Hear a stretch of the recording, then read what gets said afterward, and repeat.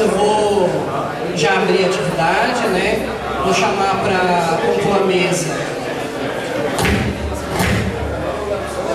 Vou chamar para compor a mesa, né? Da nossa atividade hoje à noite, a professora Norma, do Serviço Social.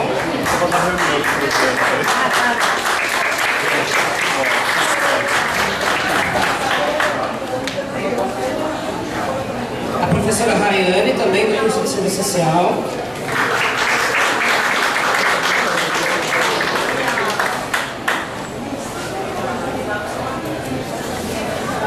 A professora Virgínia, que dá aula para TS aqui no Unifesp.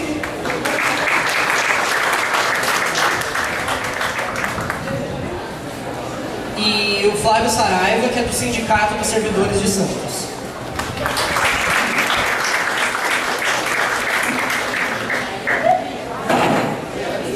Então, essa atividade foi construída com todos aqui presentes, né, mas foi chamada pelo Fórum Popular de Saúde da Baixada Santista, né, que é um coletivo que existe desde 2012, né. Ele foi formado principalmente por causa de algumas denúncias que tiveram no Sereste daqui de Santos, né, que é o equipamento de saúde do trabalhador, e ele se espelha, né, na Frente Nacional contra a Privatização de Saúde, né, que existe desde 1998, né, os fóruns já existem um pouco antes disso, né, existem fóruns espalhados nos estados, né,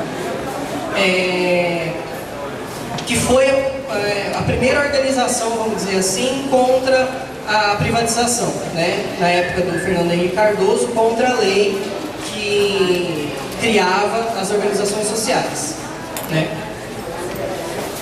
Hoje a gente está enfrentando então esse problema localizado aqui na cidade de Santos, né? Não só na saúde, mas em todo o serviço público. Então, frente a isso, a gente convidou aqui algumas pessoas que a gente acha que pode contribuir muito com esse debate. E também pensando em, após essa atividade, a gente poder tirar daqui ações, né? De enfrentamento a essa situação. Então, sem levar muito mais tempo, eu já vou passar a palavra para a professora Norma. Muito obrigado pela presença de todos vocês. Boa noite a todos, boa noite a todas. Boa noite, meus colegas daqui da mesa. Flávio, do sindicato, professora Virgínia, professora Rayane. Eu vou começar com uma questão. Eu acho que nós temos que nos perguntar o que a Lei 2947, de 17 de dezembro de 2014, de 17 de dezembro de 2013, o que é esta lei que institui o Programa Municipal de Publicização, instituiu o Programa Municipal de Publicização e dispôs sobre a qualificação de entidades como organizações sociais e deu outras providências. O que esta lei tem a ver conosco? O que diz? Por que esta lei nos diz respeito? Então eu acho que essa é a primeira questão que nós temos que nos fazer, perguntarmos por que esta lei nos, na verdade, por que esta lei ela nos afeta, em que ela nos afeta e de onde vem este projeto de publicização e de instituição de entidades como organizações sociais. Eu acho que primeiro eu gostaria de abordar essa questão do seguinte aspecto. Esse processo, ele não é novo, ele não é recente entre nós. Na verdade, isso necessariamente nos remete já à década de 70, quando vivemos uma crise que foi, inclusive, agravada pela crise do petróleo, uma crise que está relacionada à fonte energética e que, portanto, teve um impacto sobre a produção e a economia. Macroeconomicamente, a gente vem numa situação, num contexto de crise desde a década de 70. E eu acho que assim, é recuperar historicamente um pouco para que a gente possa entender que esta lei, que agora é uma lei santista, ela não está fora de um contexto macroeconômico, de um contexto sociopolítico e de um contexto cultural. Evidentemente que as particularidades desse processo no nosso país, ele vai assumir algumas particularidades, algumas singularidades, mas o fato é que isso já vem desde algum tempo e nos atinge a todos, e nos atinge de uma maneira que eu quero chamar a atenção exatamente para esse aspecto, que na América Latina e no caso do Brasil, isso ainda é uma afronta ainda maior. E por quê? Porque se nós formos analisar, nós estamos vivendo na década de 80 a programática do Consenso de Washington, que determina aos países latino-americanos um reajuste, um alinhamento e exigências que vão colocar a situação daqueles países endividados numa condição completamente de dependência a essa hegemonia mundial. Quer dizer que nós sempre temos saídas, é que nosso jeitinho nacional, ele sempre busca uma aliança com os grupos que estão sempre em vantagem econômica. Então, o que acontece é que em 88 nós temos a Constituição Federal, que assegura direitos, são conquistas que estão lá consignadas na Constituição de 88, que foram produto da organização e das lutas do trabalho, dos trabalhadores. Aquelas conquistas que estão ali, elas não foram dádivas, elas não foram benesses, elas foram lutas históricas dos trabalhadores para terem aqueles direitos. E o avanço que nós tivemos na Constituição de 88, sobretudo na ordem social, foi produto dessas lutas. A gente não pode esquecer disso, que nossas conquistas que estão lá estão sendo destituídas, e nós precisamos reagir, nós precisamos ter uma reação. O projeto de reforma, ele nasce já desde a transição dos governos de ditadura militar para a reinstalação dos governos civis.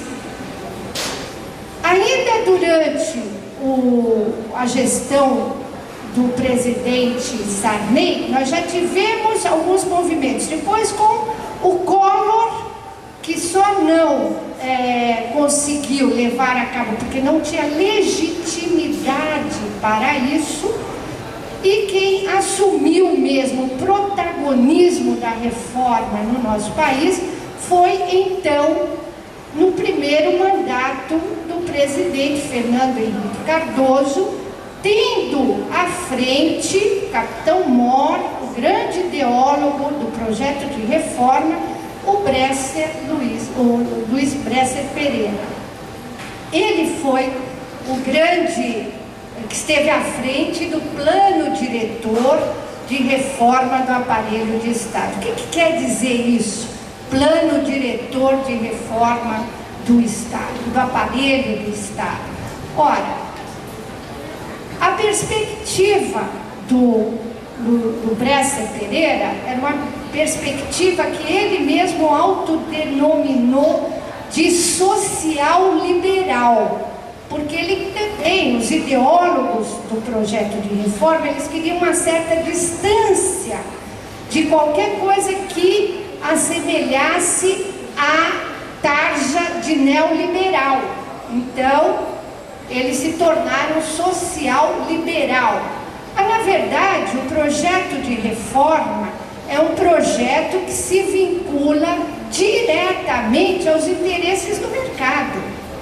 Quer seja na perspectiva da privatização, que graçou sucesso e êxito a partir da década de 90, 96, o programa de privatizações das empresas, até aquilo que se denominou publicização, que é passar para as organizações sociais sem fins lucrativos aquela responsabilidade que está constitucionalmente assegurada como sendo do Estado brasileiro. O direito à educação, à saúde, à assistência social, que passa então para esse novo termo publicização.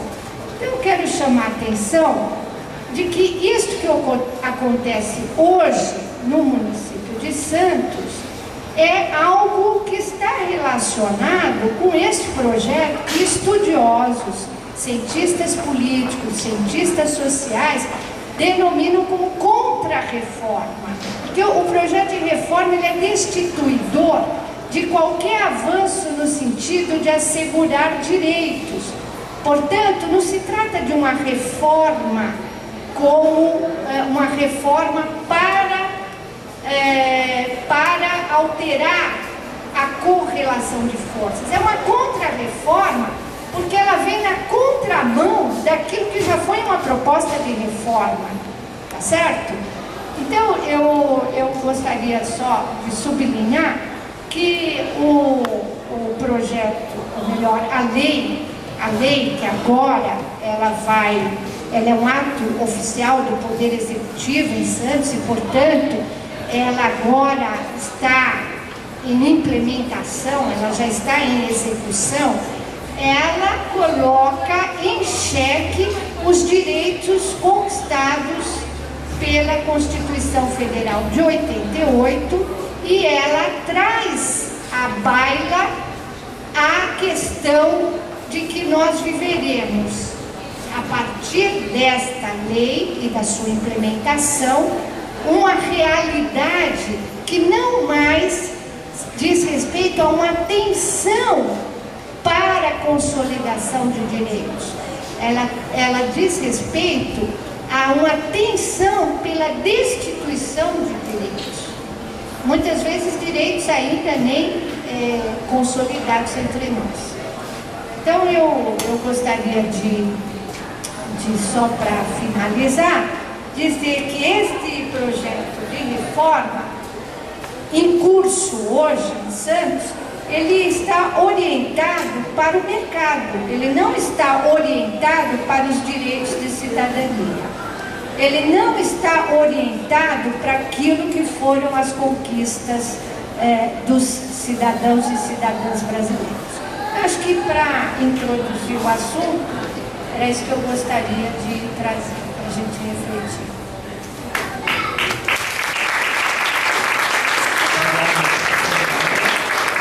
Agora a professora Virgínia vai fazer a fala dela. Então, boa noite a todos, né? A norma já deu, eu acho que o contexto onde ocorre, e eu vou me centrar as leis. Vocês estão ouvindo? Nem eu estou me ouvindo. Então, de novo, boa noite a todos. Agora vocês estão me ouvindo, né?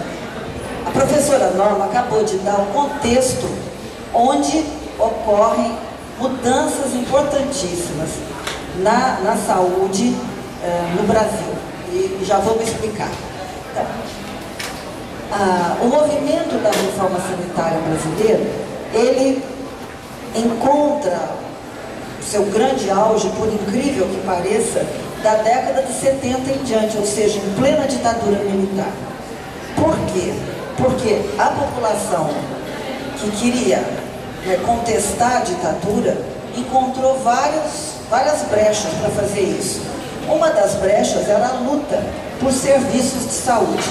Então se juntou gente, particularmente em grandes cidades, na periferia, lutando pela construção de um hospital, de um posto de saúde, de um pronto-socorro, e ao mesmo tempo que lutava contra a ditadura. Ou seja, é um movimento que nós chamamos da reforma sanitária brasileira, que não se distingue da luta contra a ditadura militar.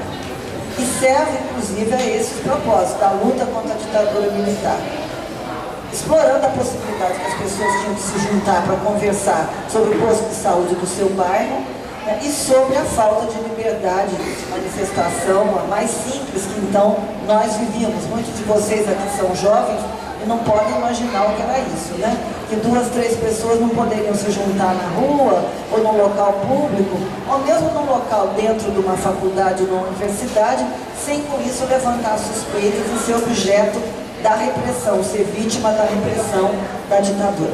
Bom, mas o movimento coloca, desde o início, lá nos primórdios da ditadura militar, né, quando ele se organizou, questões importantíssimas. Uma das quais é que a assistência à saúde no Brasil, que era no mínimo diversificada entre os níveis federal, estadual e municipal, deveria ser único. Então, esse é o motivo da denominação Sistema Único de Saúde, que o comando na saúde devia ser único.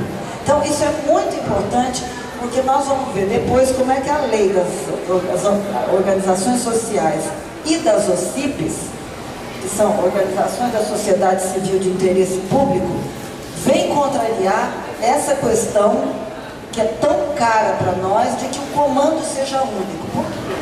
Porque a população, ela precisa saber a quem se dirigir quando ela tem suas demandas. E quando a assistência à saúde era dividida entre o governo federal, os governos estaduais, os governos municipais, a população nunca sabia aquele serviço que ela precisava, que ela recorria, que não estava funcionando direito, a quem ela se devia se queixar. Isso por um lado, para simplificar a vida da população.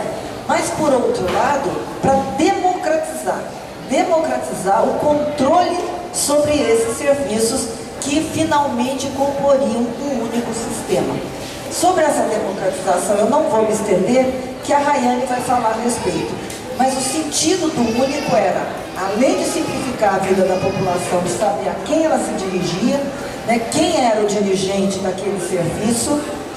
Portanto, sendo o comando único era mais simples, a questão da democracia que está subjacente a essa denominação e essa constituição de um sistema único. Por outro lado, esse sistema devia atender integralmente a saúde das pessoas e ao princípio da integralidade, deveria ser universal, superando uma divisão anterior, uma exclusão anterior que havia. Eu sou tão velha que posso dizer isso, a gente atendia, né, os pacientes que tinham carteira assinada do INPS e atendia como indigentes os demais, tá certo? Então eles recebiam essa denominação ultrajante de indigentes, porque os serviços de saúde públicos não eram universais. Bom, então a integralidade e a universalidade. E a igualdade de acesso, ou seja, que não haja discriminação de nenhum teor, de nenhum grau, em nenhum âmbito. A igualdade de acesso, que mais tarde foi retrabalhada, e é bom dizer isso, porque muitos estudantes não sabem disso, E muitos estudiosos do SUS também não sabem que o termo equidade não é um termo do movimento da reforma sanitária brasileira. É um termo do Banco Mundial, tá certo? Moldado para atender populações extremamente vulneráveis e miseráveis, para acalmar os bolsões sociais de tensão. Então, equidade é um termo do Banco Mundial, que é um braço, né, social do Fundo Monetário Internacional. Acho que vocês sabem disso. Então, eu não uso o termo equidade, apesar de muitos autores bons usarem, mas usam com outra conotação que não é do Banco Mundial. Nós temos que entender que esse termo surge, né, já na década de 70 e particularmente de 80, no contexto desta contra-reforma do Estado a que a professora Norma se referiu. Ele surge para justificar que programas sociais, e aqui nós vamos nos ater ao programa de saúde, sejam dirigidos com cuidados mínimos a bolsões de grande miséria, de grande tensão social, certo? Os nossos termos são outros, são igualdade de acesso, universalidade e integralidade. Bom, e com comando único. Daí a gente tem que ver uma outra coisa, né? A Norma citou, houve a Constituição de 88, que é aquela que coloca um capítulo da saúde, é um acontecimento inédito até então, um capítulo sobre a saúde. Agora, entendam bem, o capítulo é sobre a saúde, não é sobre o SUS, é sobre a saúde. Isso é muito importante que a gente entenda, porque também a Lei 8080, que vem tirar essa Constituição, né, do seu abstrato e colocá-la no mundo real, ou procurar fazer isso no mundo real, também não é uma lei só do SUS, é uma lei da saúde no Brasil, tá certo? Se vocês forem retomar a Lei 8080 com cuidado, vocês vão ler que todos os primeiros artigos dela, os primeiros capítulos, dizem respeito à saúde no Brasil, não dizem respeito ao SUS. E dizem o seguinte: a saúde é de relevância pública. Portanto, se ela é de relevância pública, uma autoridade, seja do governo, né, pode ser o ministro da Saúde, o secretário de Estado, o secretário municipal, ele tem comando sobre todos os serviços de saúde no seu território, tá certo? Porque todos os serviços de saúde sejam gerenciados por uma pessoa física privada, uma pessoa jurídica privada, ou um governante, né, pelo poder público, todos os serviços de saúde são de relevância pública. Então não existe aquele que escapa à autoridade sanitária.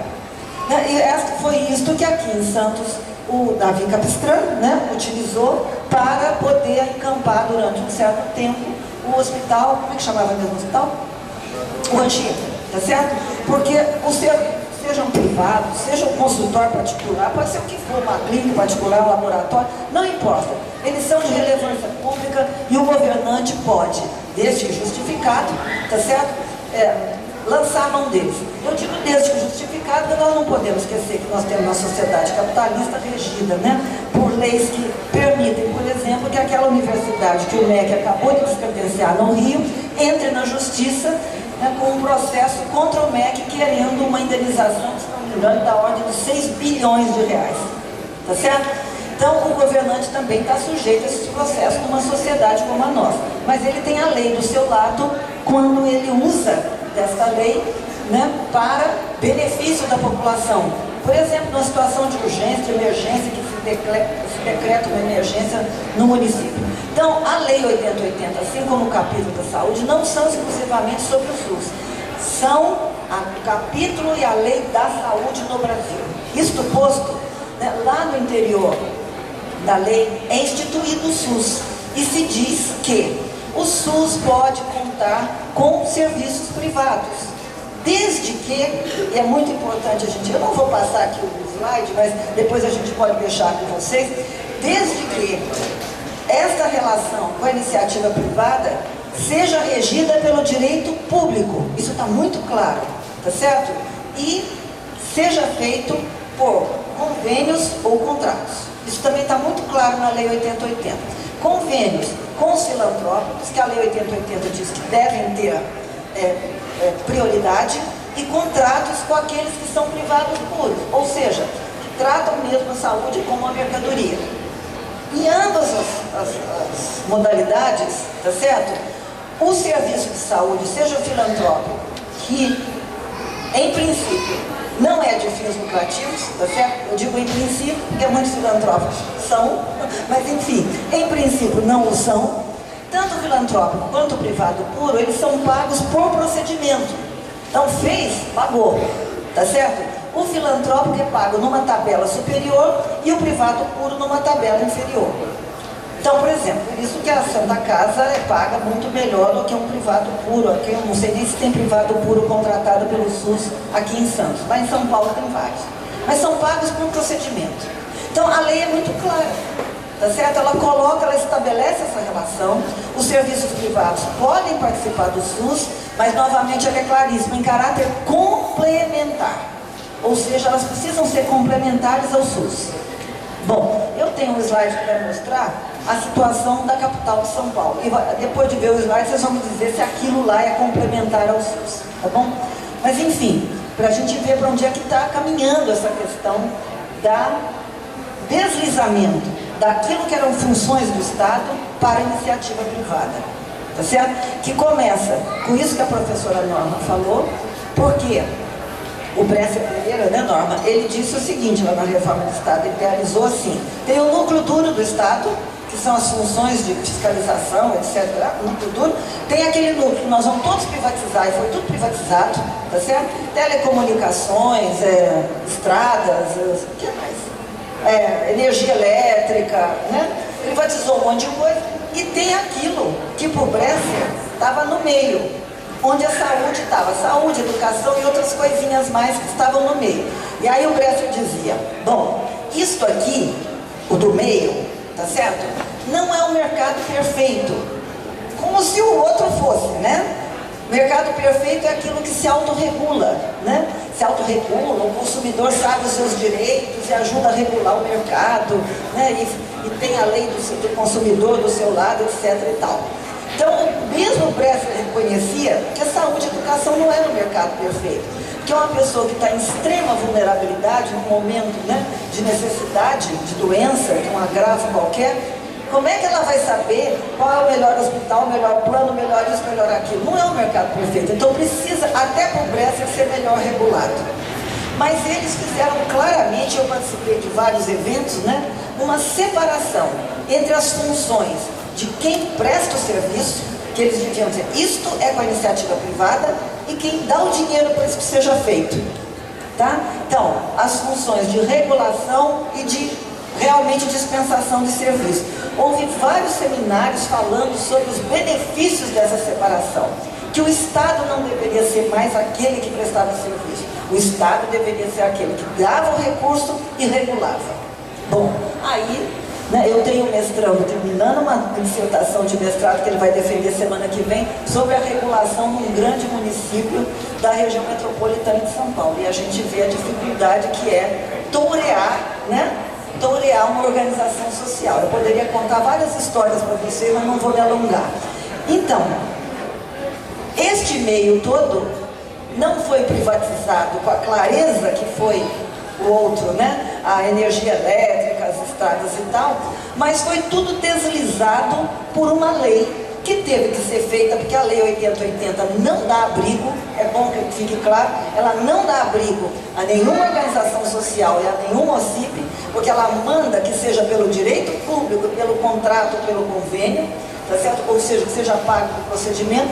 Então tiveram que fazer uma outra lei, uma lei federal, que foi imediatamente secundada 2 meses depois em São Paulo, em 1998, por uma lei estadual. Ou seja, foi um acerto, tá certo? Uma lei estadual que dizia que o governante poderia qualificar como organização social entidades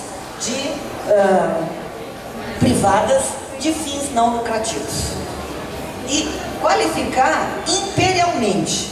Imediatamente o PT e o PDT na época, e depois a OAB, PDT e PT fizeram uma ação direta de inconstitucionalidade juntos, e a OAB fez outra, dizendo que isso era uma outorga imperial, né, que nenhum ministro, nem secretário de Estado, nem secretário municipal é um imperador para dizer eu qualifico a entidade privada de fins não lucrativos da Graciela, tá certo? E não qualifico a do Maurício, porque a Graciela é minha amiga, que fica entre parênteses, tá certo? Mas como permite qualificar sem nenhum mecanismo, inclusive esses mais rasos de licitação pública, né?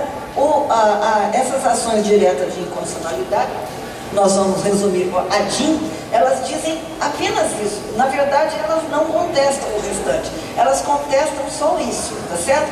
Que não pode haver numa república, né, uma outorga imperial desse naipe. Nós questionamos muitas outras coisas, né? Nós questionamos que não pode haver a passagem de recurso público desta maneira, contrariando completamente a Lei 8080, que é muito clara. Quer dizer, são duas leis que trombam, tá certo? E, na verdade, pela Lei das Organizações Sociais e, posteriormente, a das OCIP, o que eles estão fazendo é uma revogação, um atropelo da Lei 8080 na maior cara de pau, tá certo? E tudo se passa como se a gente pudesse conviver com duas leis que dizem coisas absolutamente diferentes. Então, o que aconteceu? Essa ADIM foi julgada na liminar, né? A Secretaria Estadual de Saúde de São Paulo já tinha criado uma situação de fato, onde 11 hospitais ela já tinha repassado para as organizações sociais, e aí o ministro que deu a liminar lá, ele diz, isso vai criar um caos, não sei o quê, então a liminar, para não haver prejuízo da população, a liminar contrariou, né, o pedido de inconstitucionalidade da lei. Tá bom. E aí, assim ficamos até hoje, o mérito desta coisa não sendo julgado, tá bem? Bom, então o que nós temos na organização social? O poder público repassa o equipamento novinho em folha, a folha de pagamento, tá certo? Todos os equipamentos para entidade privada de fins lucrativos que desenvolve os serviços.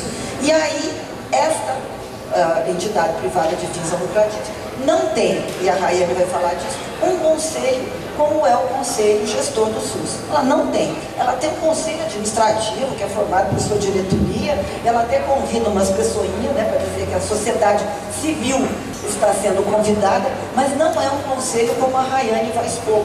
Quer dizer, outra trombada aí na Lei 8.142, que, como vocês sabem, foi aquela que teve que complementar a 8080, porque o Paulo de Mello vetou na 8080 todos os artigos relativos à participação popular e ao financiamento, tá certo? Então, a última coisa que eu vou falar. Em seguida, em 2000, fizeram a Lei de Responsabilidade Fiscal, tá certo? Para justificar o repasse de dinheiro para entidades privadas de fins não lucrativos. Porque a Lei de Responsabilidade Fiscal, como vocês sabem, ela obriga o governante a ter um teto na folha de pagamento, tá certo? Ele não pode passar em nome da moção do público. Tá certo, mas ele pode repassar para a organização social o dinheiro que ele quiser, e isso estoura em muito a folha de pagamento. É óbvio, né? Ou seja, a moralização do tal do gasto público e a redução do gasto não ocorreu de maneira alguma, pelo contrário.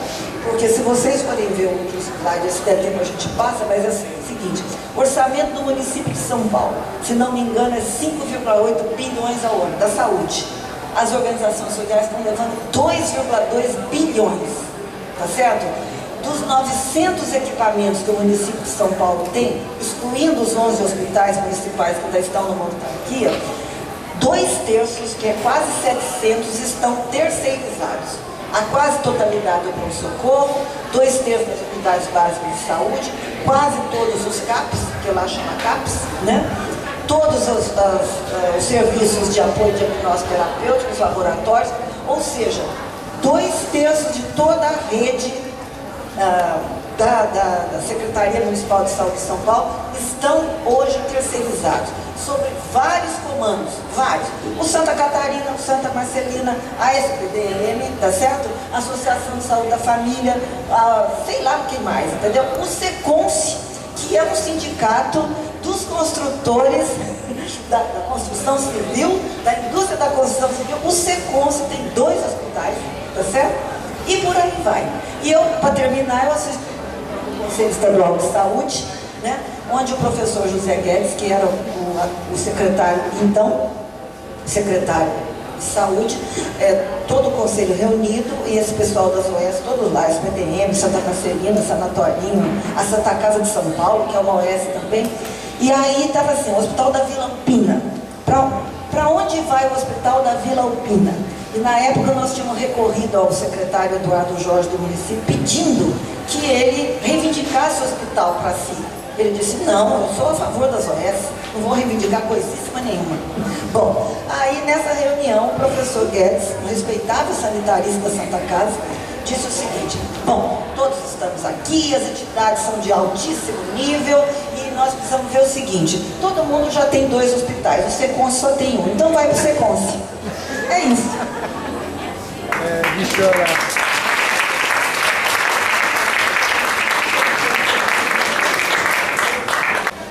Bom, boa tarde a todos e a todas. Quero iniciar dizendo da relevância e da legitimidade desse espaço aqui de discussão, né? Até porque eu resgatei aqui a portaria 3027, de 26 de novembro de 2007, que ela vai falar sobre a gestão estratégica e participativa do SUS, o Participa SUS, que vai falar dos vários instrumentos de participação social, de controle social, mecanismo social. E entre esses instrumentos, né, vai falar da pertinência, né, de haver espaços em que trabalhadores, pesquisadores, estudantes, membros da comunidade se reúnam para discutir, avaliar e propor sobre a política de saúde, seja municipal, estadual ou no nível federal, né? Então, entendo que a discussão que a gente está fazendo aqui, ela é uma discussão que tem um fundamento teórico, ela tem um pé na realidade, tem elementos da realidade e nos coloca como sujeitos políticos, né, na situação em que estamos vivendo aqui no momento, né? E é extremamente legítimo porque está respaldado, inclusive, naquilo que hoje vigora, que é um sistema único de saúde e a política que está em vigor aqui. Então é extremamente legítimo, então também quero parabenizar aí o coletivo que organizou esse momento aqui, né? Bem, as colegas que me antecederam, né, já deram todo o elemento histórico aí para a gente poder pensar o significado dos espaços que a gente tem aí de participação social, né, de controle social e participação popular, que em alguns momentos esteve mais, né, presente, em alguns momentos menos presente, embora, né, permanentemente se diga que o controle social existe em todas as políticas públicas existentes nessa democracia que vigora em nosso país, né? Bem, mas vamos voltar um pouquinho aqui ao que as colegas colocaram, porque é importante fazer esse resgate histórico, como elas colocaram, porque a gente tem a legislação, né, as leis, e parece que hoje o debate, né, as pessoas se apegam às leis, né, então o que pode, o que não pode, e parece que a gente perde toda a discussão política, né? Todo o sentido político disso. Então, acho que a discussão que a gente está fazendo aqui nos dá todo o suporte, todo o elemento para a gente se colocar nessa situação e refletir sobre o nosso papel nesse processo, né? Porque senão a gente fica na lei pela lei, aí a gente vai para a judicialização da questão. E hoje é tudo tem ocorrido nesse sentido, né? Vamos para o judiciário. E aí o judiciário vai, ele sempre em cima dando o exemplo que a Virgínia deu aqui agora, né? Citando o exemplo que a Virgínia deu. Bem, como é que a gente, né, foi colocado aqui que toda a participação, toda a construção, né, das políticas sociais que a gente tem, que é construída, né, a partir da Constituição de 88, é fruto das lutas sociais, né? Então, é fruto, né, de algo que nasce, né, de uma luta de combate a um regime ditatorial, né? Então, no período de transição da ditadura para a democracia, no momento de crise financeira, de crise econômica, né? Então, anos 70, crise econômica, tanto é que tem alguns economistas, alguns historiadores que vão dizer que no Brasil a década de 80 é a década perdida. é a década perdida do ponto de vista econômico, né? Porque a gente não teve desenvolvimento econômico nenhum, crescimento econômico nenhum. Mas do ponto de vista da participação social, foi a década que a gente teve toda a efervescência social possível, né? E aí a gente pode citar, né, retomar aqui, né, toda a mobilização aí do movimento sanitarista. A gente pode pensar as diretas já, né, pensando aí na institucionalização de um outro regime político. Então a gente pode pensar desde um nível maior, né, que é a mudança do regime político, até aquele aspecto da necessidade básica, que era o movimento das mães crecheiras, pedindo: quero creche, necessito de creche porque eu preciso ir para o mercado de trabalho. Exatamente. Então eram as pessoas que estavam na rua, que estavam lá na comunidade, seja via igreja, seja movimentos sociais, via comunidade eclesiais de base, falando por habitação, falando por saneamento básico. Então foi uma década, né, em que as pessoas realmente se colocaram, né, no coletivo, para pensar sobre sua realidade e mostrar que realmente qual era a demanda e que o Estado realmente tinha que mudar, a política tinha que mudar para atender a necessidade daquela população, né?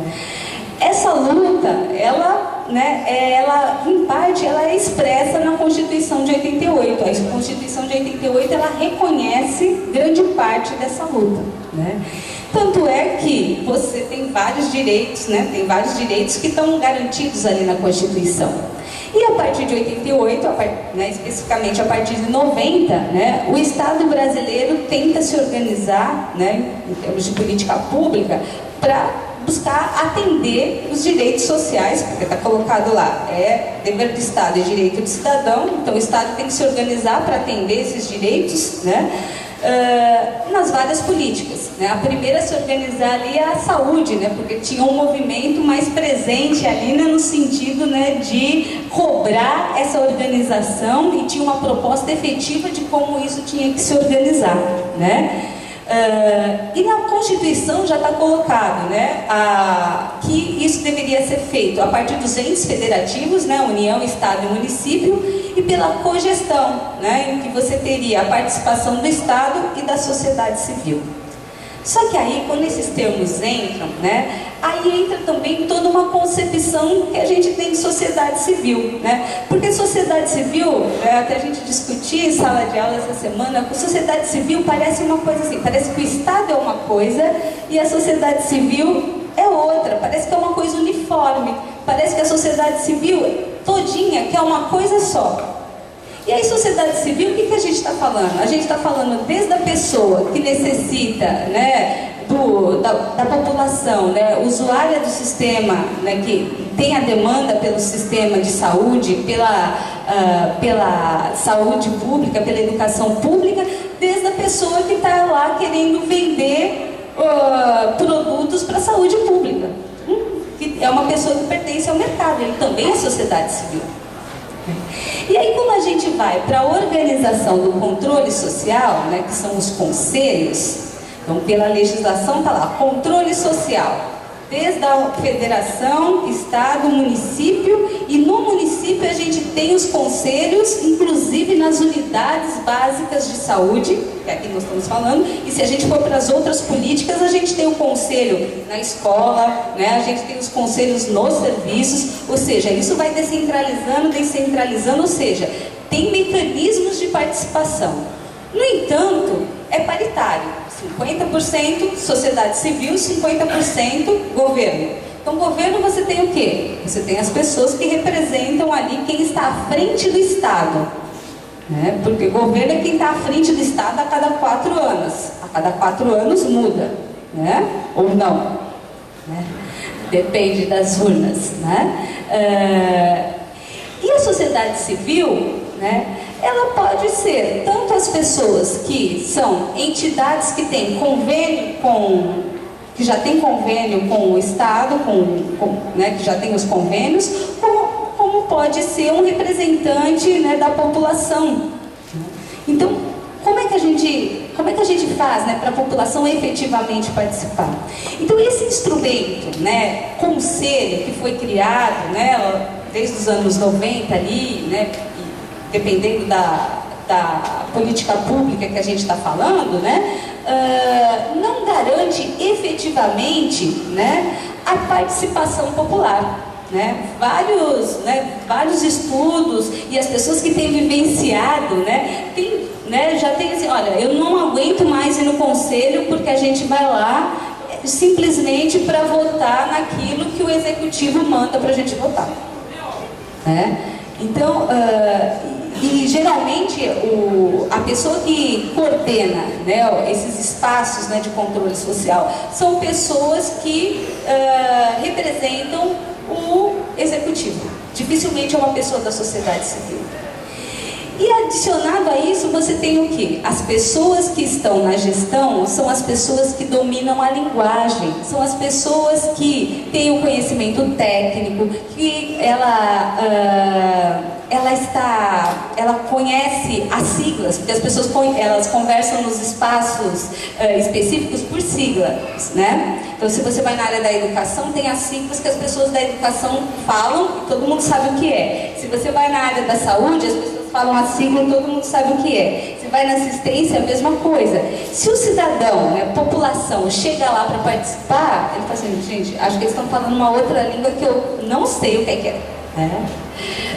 Então, a dificuldade de participar, ela vai desde o horário da reunião, né, que é 8 horas da manhã, 3 da tarde, né, e o cidadão, ele é trabalhador, né, até a linguagem que se utiliza, né, e até mesmo a escuta que é dada a ele, né? Porque até o processo que ele tem de participação, da demanda que ele leva e como isso é processado nesse espaço, né, de demanda, é praticamente nulo. Então, acaba sendo um espaço em que para ele perde o significado, né? E aí, com isso, né, o espaço do controle social fica um espaço meramente de aprovação daquilo que o executivo passa a demanda, né? Então, aí o que a gente... Então, você não tem efetivamente um controle social, né? E aí, quando a gente vai para as conferências, né, praticamente, como você não tem esse processo, né, de participação, né, dado processualmente, né, feito formação para isso, as pessoas não têm a cultura da participação, né, porque não se sente motivada a participar. Quando chega nas conferências, até porque pouco, né, se tem os relatórios da última conferência para você poder ver o que foi realmente efetivado da última conferência, então você está sempre lá discutindo, e você nunca consegue avaliar o que realmente foi efetivado, né, você pouco tem de incentivo a participar, né? Então a gente não tem uma cultura da participação e não tem um incentivo à participação. Com isso, o que a gente tem, né, de situação? Isso acaba sendo deixado, né, para o âmbito do executivo e do legislativo, né? E aí muitas pessoas vão até defender, né, que se deixe para o executivo e o legislativo, né? Por quê? Nós estamos numa democracia representativa, né? Porque então, as pessoas que estão na casa legislativa nos representam, né? Não foram eleitos, né? Isso pode ter um fundamento. Isso se a gente quiser viver numa democracia representativa limitada. Agora, se a gente quiser viver numa democracia participativa, popular, isso é muito pouco. Isso é muito pouco. E uma democracia participativa, popular, já estavam defendendo as pessoas lá na Revolução Francesa, né? Então, olha que já faz alguns anos, né? Já faz alguns anos. Então, se a gente voltar para uma democracia representativa, a gente vai estar voltando lá no século XVII. Então, essa necessidade da gente participar, e inclusive do poder executivo e do poder legislativo, legitimar a participação popular, né, é necessária. Por quê? Porque ela está em lei, né, ela está em lei, e as demandas, né, elas são necessárias, né, inclusive para mudar a ordem, né, que tá estabelecida, né? Então, penso que aqui hoje, a partir do que está sendo colocado pelas colegas, né, pelo debate que a gente vai colocar, as pessoas que estão aqui, né, com certeza vão poder trazer, a partir do seu universo, seja de estudioso, seja de profissional, seja de usuário, vai poder trazer aqui, né, propostas para a gente poder se colocar enquanto coletivo, né, da comunidade de Santos, né, que possa realmente, né, se colocar enquanto sujeito, né, participativo, e a gente alargar essa democracia que está colocada, né, e que não prevaleça essa democracia representativa, né, do século XVII, ou o ato imperial, né, que tem vigorado até então. Por hora é isso.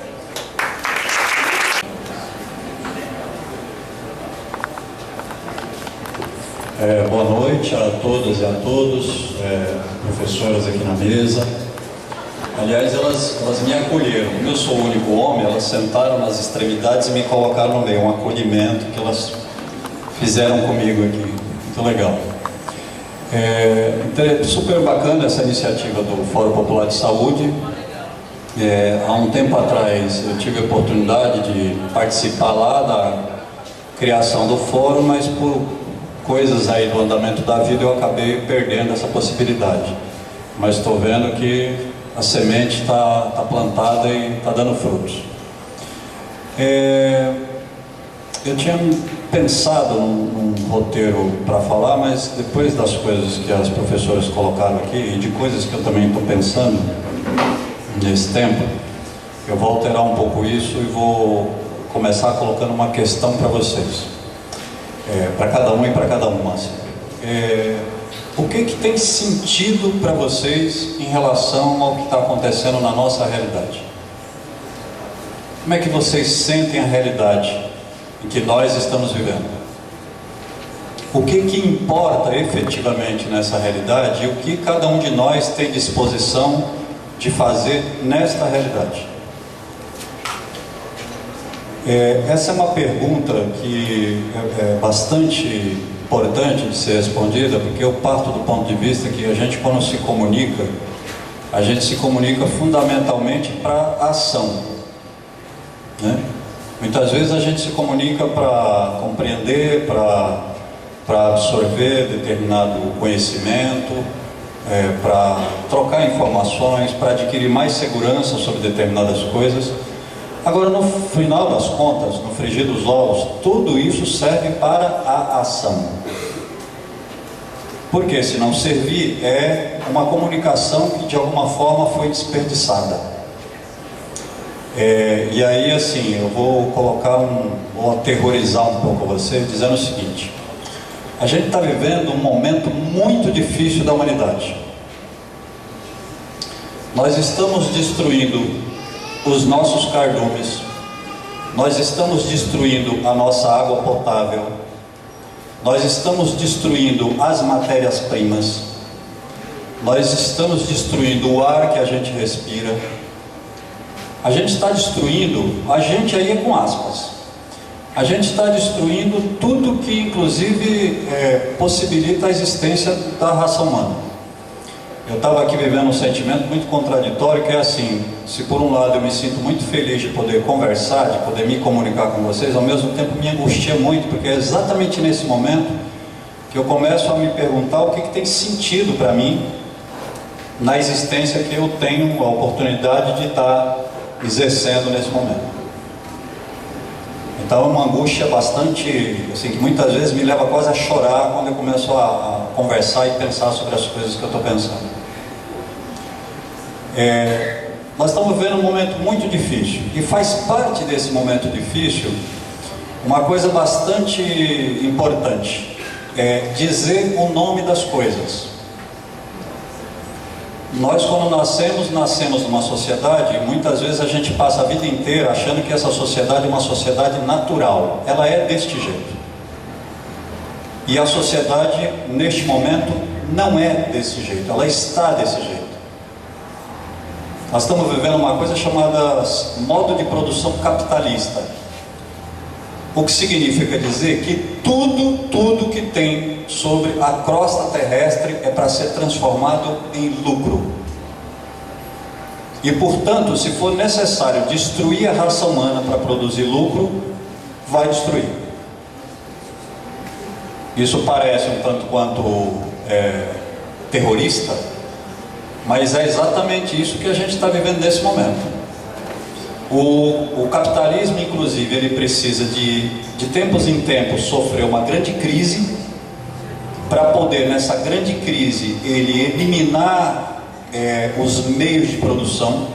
Os meios de produção são as máquinas, as estruturas industriais e os seres humanos. E as matérias-primas. Precisa destruir uma parte disso tudo para poder voltar a ter um novo ciclo de desenvolvimento do mesmo capitalismo. E nós estamos no meio de uma encalacrada, porque nós estamos no meio de uma dessas grandes crises. E é por isso que o mundo está todo chacoalhando. E no meio desse chacoalho, as empresas, elas estão com problemas na taxa média de lucro mundial. Nós estamos há mais de 20 anos que a gente não tem uma taxa média de lucro do planeta crescendo. Segundo alguns estudos, nós estamos patinando enquanto economia capitalista, que não consegue novas taxas de crescimento do lucro há mais de 20 anos. E isso significa que as empresas capitalistas, elas estão indo para todos os buracos, todos os cantos do planeta para arrancar mais lucro. E é disso que nós estamos tratando quando a gente está falando de OSs, de OCIPs e de privatização do serviço público em larga escala. Nós não estamos falando de um fato corriqueiro da humanidade, de algo que é natural da nossa vida. É um desespero enorme para poder arrancar lucro de tudo que é possível tirar lucro, ao ponto de levar a estrutura, a infraestrutura necessária para a vida humana a um processo de esgotamento que, segundo alguns analistas, não tem mais nem volta. Não tem mais nem volta. Isso quer dizer que nós estamos sob uma ameaça severa. Nós estamos parecendo agora os novos dinossauros, num processo de estrebuchamento antes da extinção. É disso que nós estamos falando. Então, quando a gente debate essas coisas, e a gente precisa perguntar para cada um de nós, qual é o sentido que você encontra no mundo? Qual o sentido dessas coisas que o mundo está vivendo para você? Porque é somente se esse sentido for um sentido de gravidade, um sentido de emergência, é que você vai se movimentar no sentido de enfrentar isso. Porque se o sentido for um sentido frouxo, for um sentido de não é assim mesmo, isso passa, isso é apenas uma conjuntura, daqui a pouco está tudo bem, você relaxa. E ao relaxar, você não contribui para uma parcela importante de poder do lado daqueles que são as vítimas desse sistema de extração de lucro no planeta. E aí você acaba, por decorrência, de alguma forma, colaborando com ele, inclusive, com a sua não participação, com a sua não pergunta e por aí afora. Então, assim, essa questão da privatização do serviço público, e as professoras colocaram muito bem aqui os mecanismos e toda essa coisa que é engendrada para fazer esse processo. Então, está posto, acho que os mecanismos a gente conhece. Agora, tem coisas que a gente precisa, a partir do sentido que nós damos para o que a gente está vendo da vida real, da vida, que sentido tem isto que eu estou sentindo na realidade social daqui, do planeta inteiro, o que eu faço? Uma das coisas que a gente não pode fazer é recorrer à justiça. Por quê? Porque não adianta. Nós vivemos nesse tipo de sociedade chamada sociedade capitalista. O Estado, o que é o Estado? Talvez alguns de nós nunca tenham se perguntado o que é o Estado moderno. O Estado moderno é o executivo, o legislativo. Tenho certeza que estou chovendo uma olhada para vocês sabem disso. Mas se alguém por eventualidade não souber, vamos lá. Executivo, legislativo, judiciário e o aparato repressivo. Esse é o Estado moderno. O Estado moderno é um grande fomentador do balcão de negócios do capital. E a lei faz parte da estrutura desse Estado. Então é mais ou menos como se você recorresse ao segundo assaltante para convencer o primeiro que ele não deve te assaltar. É mais ou menos isso que significa a gente ficar recorrendo ao judiciário. Ah, mas Flávio, peraí, tem algumas coisas que a gente ganha. É verdade. Até porque se a gente perdesse todas, o sistema perderia a legitimidade e a gente diria, isso aí está podre, tem que derrubar. A legitimidade, inclusive, ela acontece por esses ganhos aqui e ali. Mas no que interessa ao movimento do capital, não tem papo com a justiça. Porque a justiça só legitima, como inclusive as professoras já colocaram aqui, o desenvolvimento da exploração, o desenvolvimento da máquina de extração. De Itanhaém.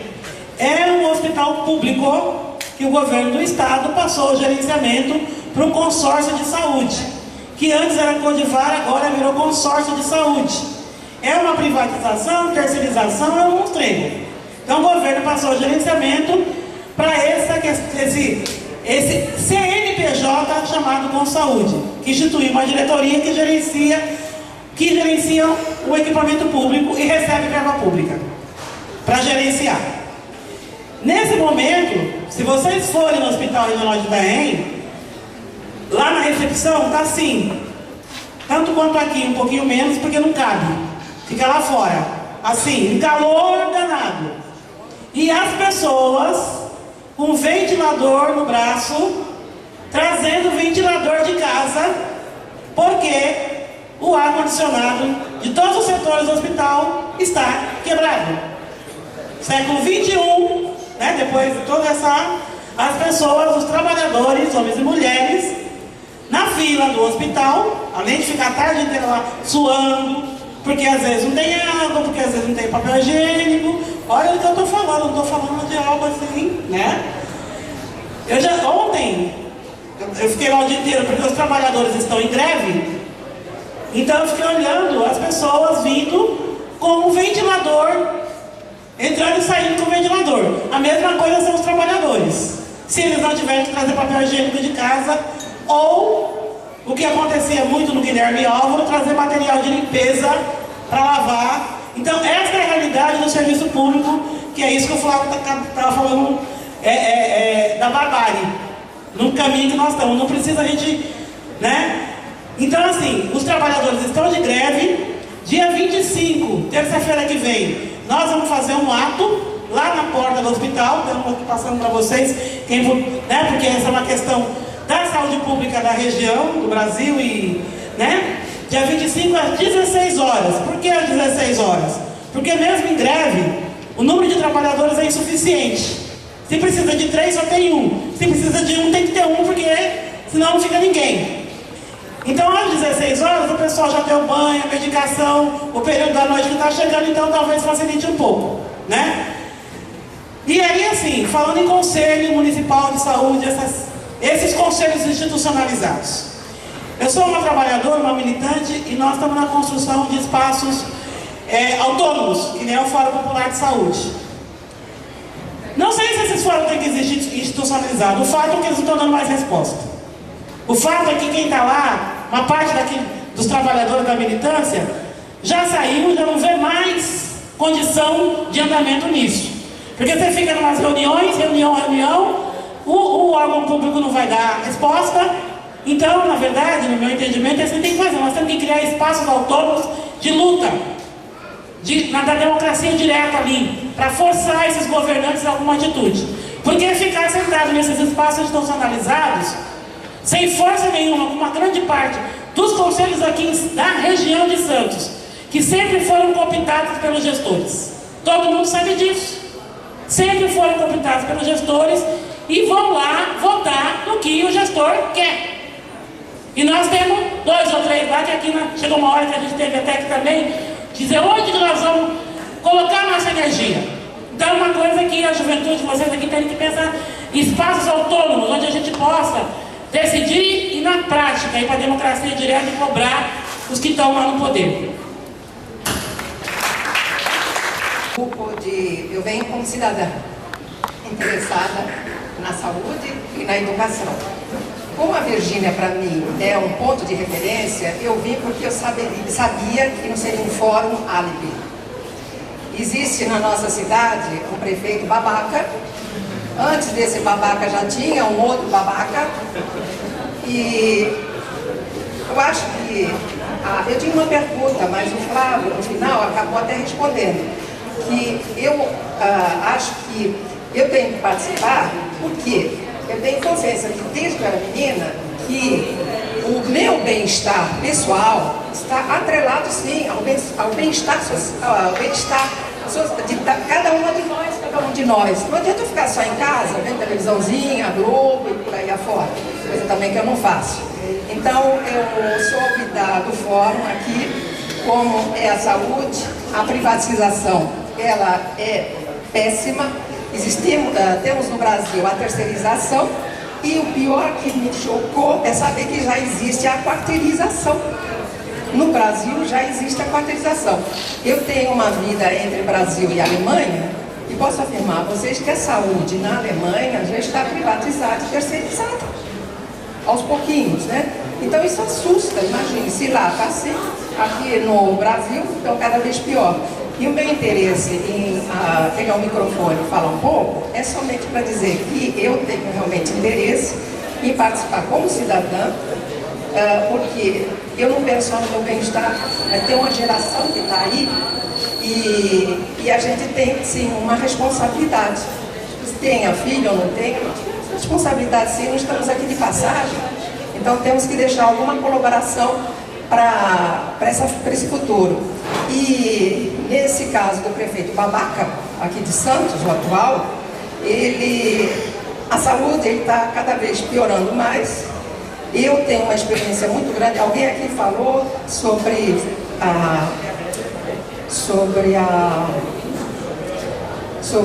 o fato de as pessoas, a maioria ser privilegiada aqui e ter seguro-saúde. Eu nunca tive seguro-saúde e provavelmente nunca terei. A utilização minha é a saúde pública. Eu acho que todo mundo tem direito a uma saúde pública digna. Não acho que a maioria do brasileiro e brasileira tenha plano de saúde. É uma minoria e temos que lutar sim para que haja uma saúde digna para todos e todas.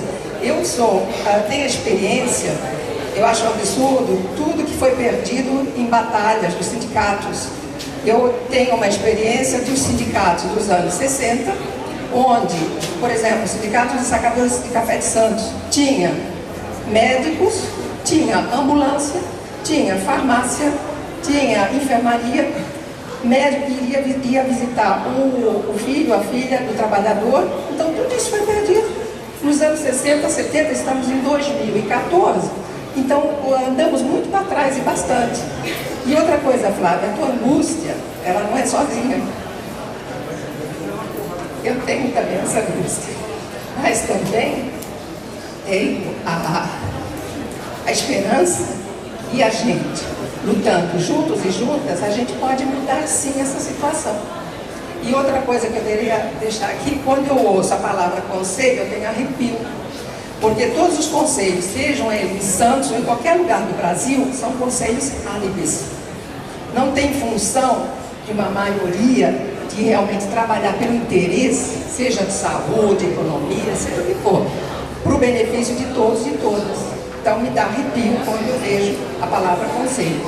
Eu queria agradecer a vocês e o fato de como participar. A minha pergunta seria essa: como eu posso colaborar? Aí você, Flávio, falou no final que temos que lutar, sim, para impedir que essa lei que foi feita em dezembro de 2013, aqui em Santos, não tenha sucesso. E eu quero colaborar para ser uma das colaboradoras para que isso não tenha sucesso. Obrigada.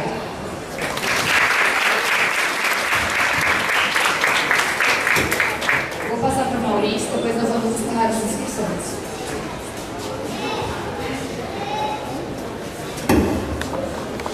Bom, eu geralmente sou meio confuso, aí eu geralmente faço uma listinha, né, uma anotação, e eu não fiz. Então é mau sinal. Mas, vamos lá. Vou tentar pontuar algumas coisas aqui que eu fui sapeando, né? Eu estava ali meio entre a nossa banquinha de Watson ali, passem por lá depois, e aqui o debate. Mas, coisas importantes, né? A primeira delas, eu vou comentar algumas coisas que eu já nem lembro mais quem que falou exatamente. Mas, por exemplo, sobre planos de saúde, né? A realidade da universidade. É evidente que a universidade pública é, historicamente e ainda é hoje, um espaço pequeno burguês. A gente sabe disso. Tem Reúne, tem ProUni, tem o Diaba 4, mas é pequeno burguês ainda, a gente sabe disso. E na verdade não há muita vontade de que não seja.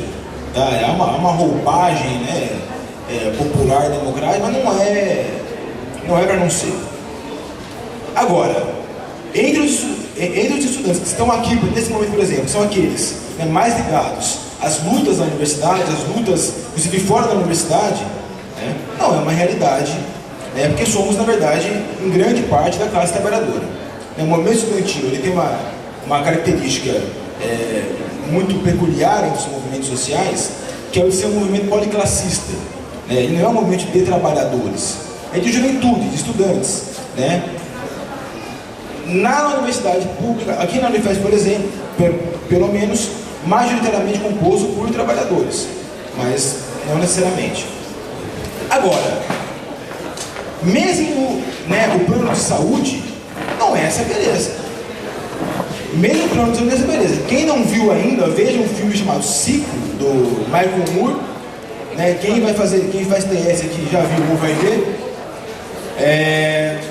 Que vai ver qual que é a realidade, né, da saúde nos Estados Unidos, por exemplo, e que ele é majoritariamente composto de planos de saúde.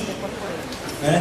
Eu mesmo tenho um avô, né, os meus avós eram trabalhadores, da prefeitura de São Bernardo do Campo. Há lá uma espécie de convênio médico para os trabalhadores de São Bernardo. Né? São sócios fundadores desse convênio, do Instituto de Previdência Social e de Saúde de São Bernardo do Campo.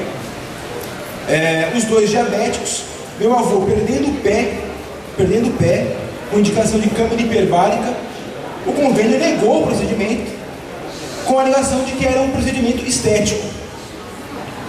Isso é o plano de saúde. Né? Se alguém acha que o plano de saúde é a solução, não é, e nunca será. Uma outra questão que eu queria tocar um pouco do que a Mara trouxe, da saúde nos anos 60 e 70. A saúde não era melhor nos anos 60 e 70. Não era melhor. O SUS é um avanço. É um avanço. Ninguém pode negar que seja um avanço.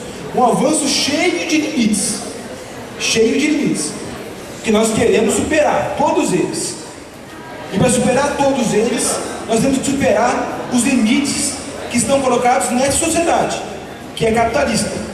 Ou seja, temos que superar o próprio capital para superar esses limites.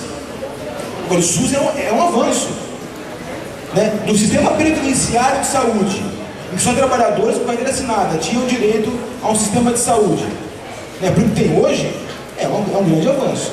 Ninguém queira retroceder aos anos 60 e 70. Um outro ponto aí, para fechar, ontem, olha que coisa, ontem nós estávamos aqui conversando sobre o orçamento da Universidade Federal de São Paulo. Mais precisamente sobre o orçamento deste campus. Como vocês sabem, o governo federal anunciou aí cortes no orçamento da ordem de 40 bilhões de reais. Mais precisamente 44 bilhões de reais. É claro que isso refletiu na educação também, e também na saúde. Embora eles tenham maquiado que não vai ter corte na saúde e na educação, mas tem sim. Com a Copa não, com a Copa o negócio está voando solto. Mas com a saúde e com a educação está tendo corte. E o nosso orçamento da Unifesp caiu bastante. Pela previsão, se continuar só com essa grana e não cortar nada dos nossos gastos, a gente vai parar de funcionar em julho, setembro. Pois bem, qual que é a solução encontrada? Cortes nos gastos. tem que parar de gastar. E aí a gente começa a falar sobre corte no gasto aqui, parar de gastar aqui e tudo mais. Eu começo a perceber que essa palavra, esse termo corte nos gastos, significava, vindo da direção e da reitoria inclusive, significava o mesmo que demitir trabalhador. Quais? Os servidores? Não, os terceirizados. Para quem não sabe, este campus tem mais trabalhador terceirizado que concursário. Quer dizer, esse é o modelo que também vai ser construído para a universidade pública. Uma universidade terceirizada. Não só com trabalhadores, mas quase todos os serviços. Para se ter uma ideia, nossos projetores são alugados, não são nossos. Ou seja, a parceria público-privada enquanto modelo de gestão da coisa pública. Pois bem, como todo mundo sabe, terceirização é precarização. No primeiro momento que se descobriu que terceirizar toda a universidade foi uma tremenda burrice, a solução encontrada é jogar todo mundo na rua. Aí a reitoria diz o seguinte: não, pera lá, não é bem assim. Não é bem assim. Porque se a gente cortar a verba do contrato, eles não vão despedir os trabalhadores, vão só realocar para outros locais de trabalho. Ah, tá. No mundo da fantasia, isso acontece. Todos são realocados. No mundo real, é olho da rua para o trabalhador precarizado, da parceria público-privada. Privatização é precarização. Privatização é usar dinheiro público para remunerar o capital. O capital. Se todo o dinheiro dessa universidade, que esse campus gasta com a empresa de vigilância, fosse gasto em salário, cada vigilante ganharia R$5.200. Obviamente não ganha. Privatização é precarização. A gente tem que isso ter como norte, porque tenta nos vender algo diferente disso. Tenta nos vender que privatização é qualidade. Não é. Não é. É só olhar para é só ver o nosso microfone para perceber que não é.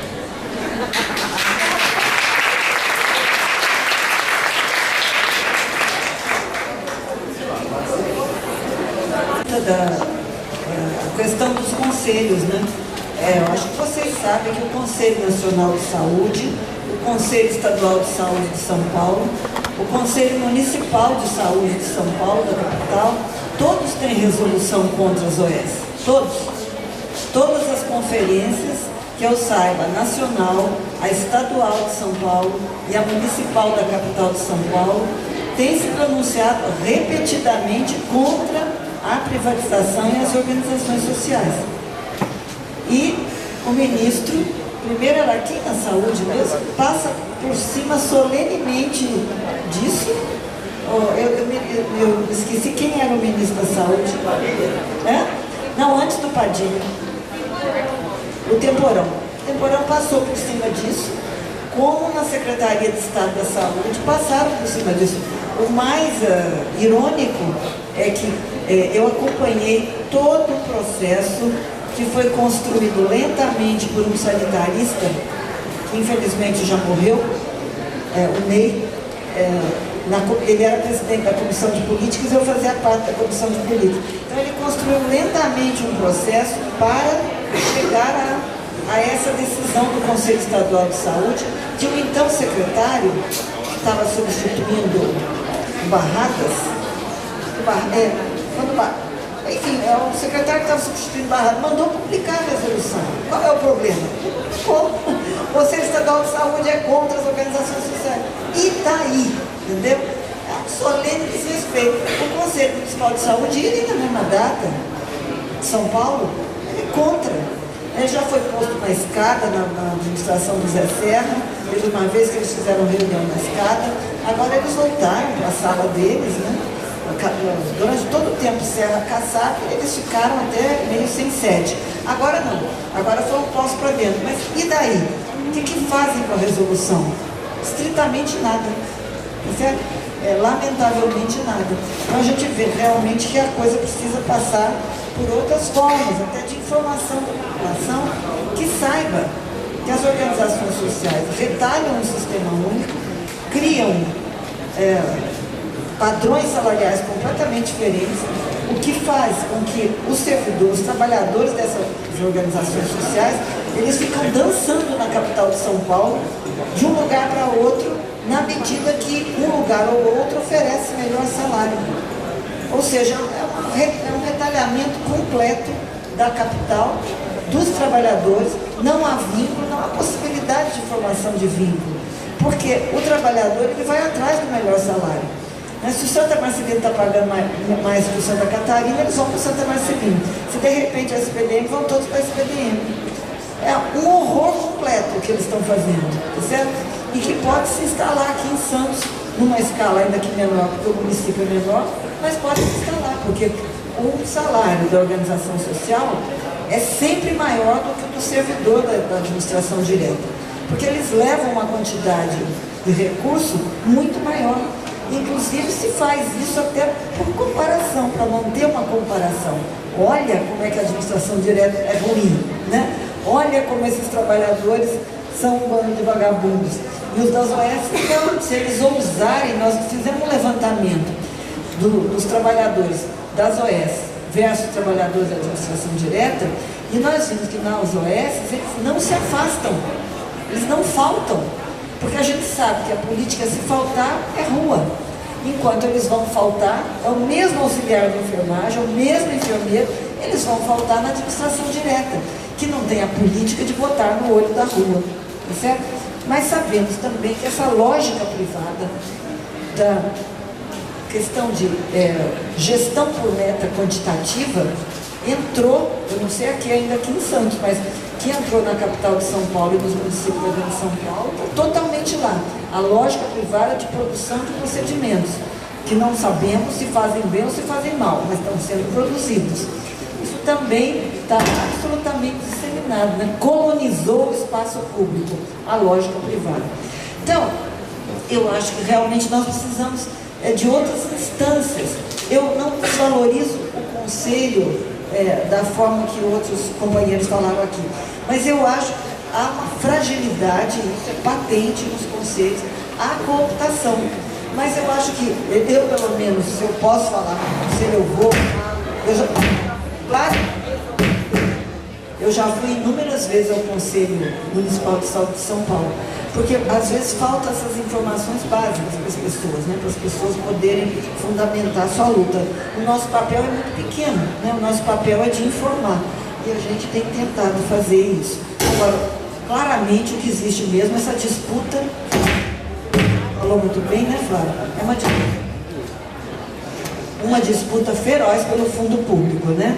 O capital não sabe mais em que avançar e agora avança no fundo público dessa maneira, como está acontecendo no caso das organizações sociais e das OCIPs.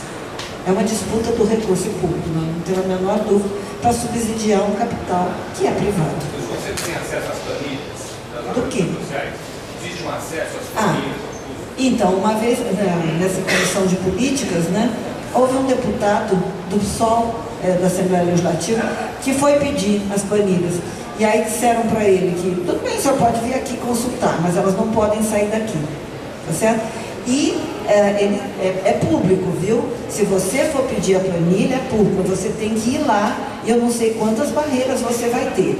Mas no Conselho Estadual de Saúde, no Conselho Municipal de Saúde de São Paulo, a luta era para ver as planilhas. E há essa possibilidade, inclusive, de se apelar para o Ministério Público para ver as tais das planilhas. Agora, elas são intrincadas, né? Não vamos dizer que a gente consegue ler uma planilha e entender o que acontece.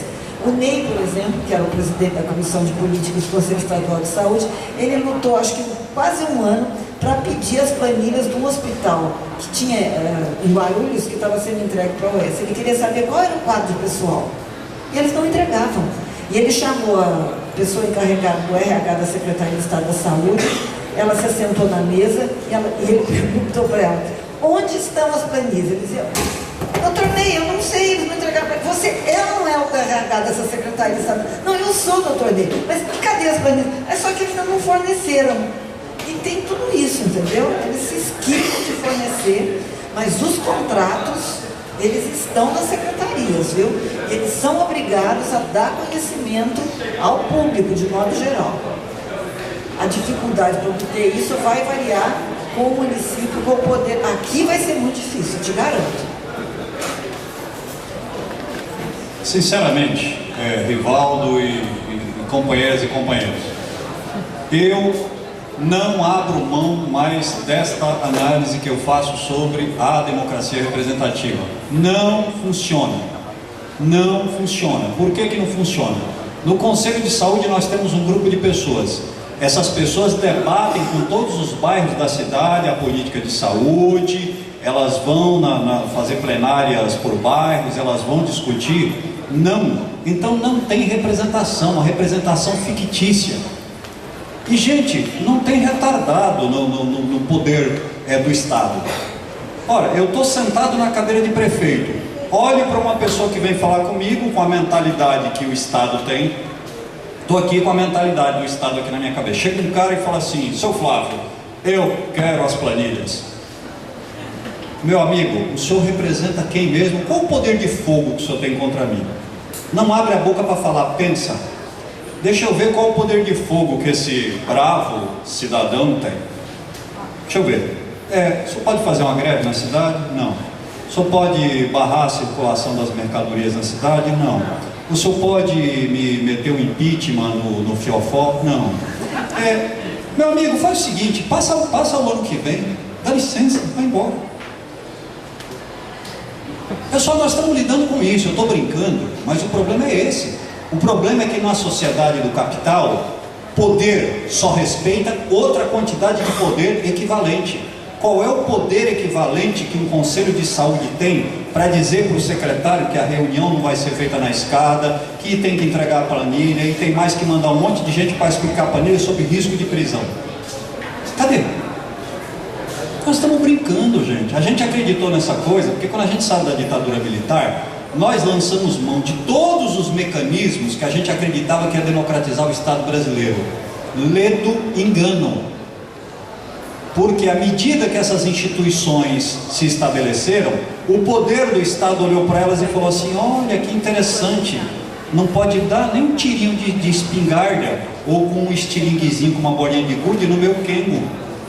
Meu amigo, passa daqui a 10 anos, rapaz, não me enche o saco. É isso.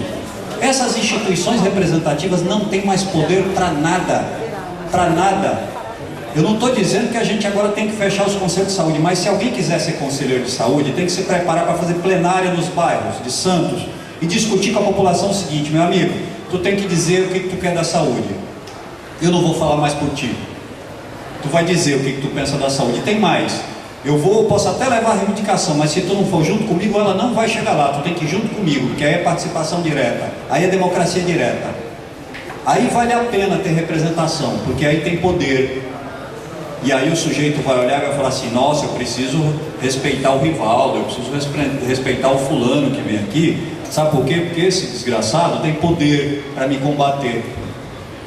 O Conselho de Saúde chega hoje na administração, tem que pedir licença e perdão a Deus por existir e ao prefeito por conceder a honra de por obséquio receber. Parar, né? É demais isso. Então, se a gente quer Conselho de Saúde funcionando, tem que se preparar para a cidade inteira funcionar, para a população da cidade inteira estar junto com o Conselho de Saúde. Ou então nós estamos brincando de representação política. E isso, pessoal, não serve a nada. Se a representação política serve para alavancar a carreira de parlamentar, serve para alavancar ego das pessoas, serve para alavancar determinadas mesquiez que o ser humano tem, está fazendo por isso. Porque não é porque tem poder efetivo para chegar lá e enfrentar o executivo, o legislativo, o judiciário e o aparato repressivo, que é o Estado. É disso que se trata. Então a gente não pode ficar tergiversando. Quer ter poder? Então tenha poder de verdade. Não venha fazer de conta que você representa alguém, porque eu que estou sentado na cadeira de prefeito, eu não sou trouxa. Eu olho para você e sei que você não tem poder nem para me dar uma estilingada com uma bolinha de gude. Então não me encha a paciência, vai embora, passa daqui a 20 anos. É isso. Acho que a nossa discussão aqui, né, e a presença de inúmeros sujeitos, né, nos coloca num papel assim, de pensar algumas possibilidades realmente de ação conjunta, né? E penso assim, fui colocando aqui nessa descrença com as instituições políticas, e hoje penso que existe uma descrença com as inúmeras instituições, seja com o conselho, partido, né? A população hoje realmente tem necessitado desse alargamento da democracia mesmo, né?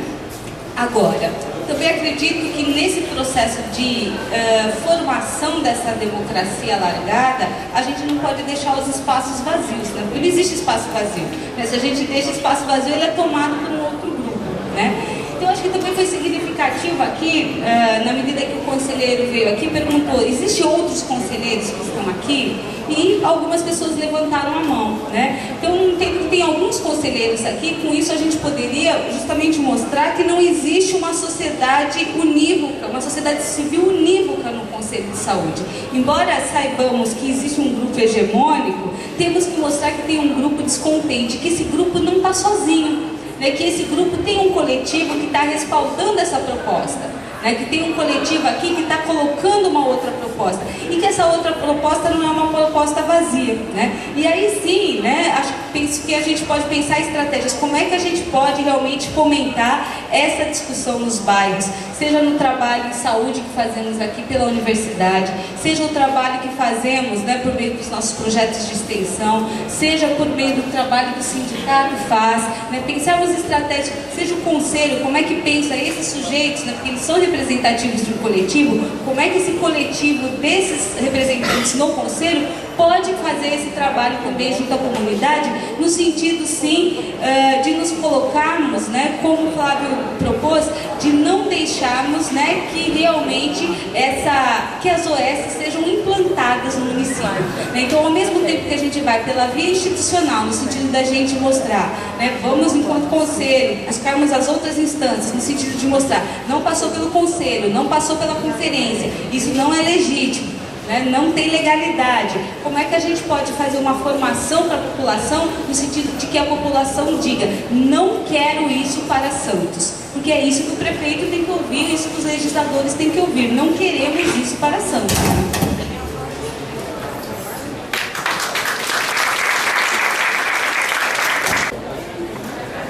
Eu vou reabrir as inscrições porque a gente recebeu mais um pedido e é uma pessoa que é envolvida com as OS, né? Então, quem quiser fazer mais inscrição durante a fala do Marcelo vai estar aberto.